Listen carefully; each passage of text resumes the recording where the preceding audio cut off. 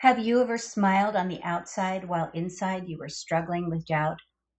Maybe you've wondered if God was really going to answer a prayer. Maybe you've waited so long for something that hope began to fade. Or maybe you found yourself smiling politely when someone says, just trust God, while thinking, if only you knew how hard this is. If you've ever felt that way, you're not alone. A woman named Sarah felt that way too. And her story reminds us of something very comforting. God knows us completely. Welcome to this 70s Life for Christian Women. I'm Leah, and I'm so glad you joined me. Today, we're continuing our series, God Sees You, God Hears You, and now God Knows You. Most of us know Sarah as Abraham's wife. God had given Abraham and Sarah an incredible promise. They would have a son, and through that son would come a great nation. The problem was, years passed, and then more years, and still no child. Sarah wasn't young anymore. In fact, she was well past the childbearing age. And if we're honest, waiting can be hard, very hard. But as it says in Isaiah 40:31, those who wait on the Lord shall renew their strength. They shall mount up with wings like eagles. They shall run and not be weary. They shall walk and not faint. It can be difficult to trust God when nothing seems to be happening, and Sarah struggled with that too. In fact, she eventually tried to help God fulfill his promise by her own efforts. How many of us have done something similar? Perhaps not in the same way Sarah did, but we've all had our moments where we've tried to take control because waiting just felt impossible. I know I've done it. Several years ago, we were considering a move to a quieter, more rural area away from the noisy LAX airport where we lived. We looked at a beautiful town about 2 hours away, and we found a house that we both fell in love with. However, we were completely unable to sell our current home. We knew that God had closed that door, but we didn't know why. At that time, we had no grandchildren, but all our grown children were married and out of the home. So we figured as empty nesters, we were free to fly wherever we wanted. But shortly after that, the grandchildren started to arrive very quickly. We ended up moving years later, but only about 30 minutes away, where we can still be involved in our grandchildren and our children's lives. We often thank the Lord that He didn't answer our prayer to move at that time. We had to wait patiently for God's more perfect plan. Back to Sarah's story. Years after God's promise, three visitors came to Abraham, and as they talked with him, they made an astonishing statement. Sarah would have a son within a year. Now, Sarah wasn't standing in front of them. She was listening from inside the tent.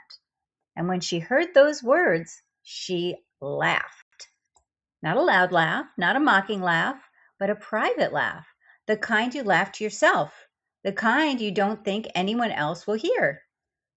She thought to herself, at my age, really? And then something remarkable happened. The Lord asked, why did Sarah laugh?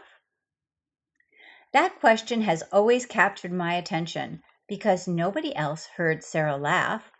Nobody else knew what she was thinking.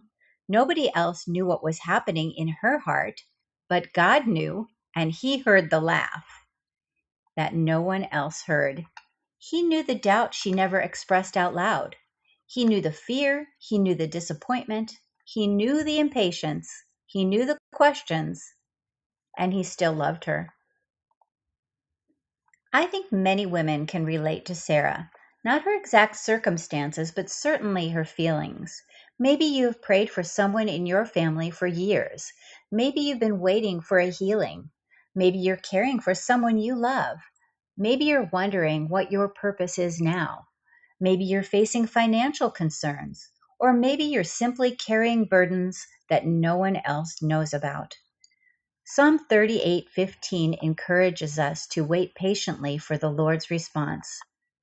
Lord, I wait for you. You will answer, Lord my God.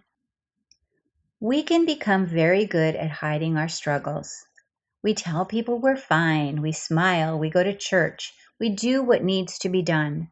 Yet inside, there may still be doubts and fears. God knows. Don't lose heart. Believe. In Psalm 27:13-14, it says, I would have lost heart unless I had believed that I would see the goodness of the Lord in the land of the living. Wait in faith on the Lord. Be of good courage, and he shall strengthen your heart. Wait, I say, on the Lord. The beautiful part of Sarah's story is that her doubts didn't cancel God's promise. Sarah laughed, Sarah struggled, Sarah doubted, but God remained faithful, just as he promised. Sarah gave birth to Isaac, and she eventually laughed again. But this time it wasn't the laughter of doubt, it was the laughter of joy. And that's what I want you to remember today. God knows you. He knows your strengths. He knows your weaknesses. He knows your fears. He knows your disappointments. He even knows the thoughts you've never spoken out loud. And none of that surprises him. None of it causes him to stop loving you. None of it changes his faithfulness. You don't have to pretend with God. You don't have to hide your doubts from him. He already knows, and he loves you completely anyway. If this encouraged you, I'd love for you to subscribe and join me for future conversations. Also, I'd love to hear from you in the comments. Have you ever had a season where you struggled to believe God was going to answer your prayers? How did you handle the waiting period? Until next time, remember, you are seen by God, you are heard by God, you are known by God, and you are deeply loved. And join me in the next video. See you soon.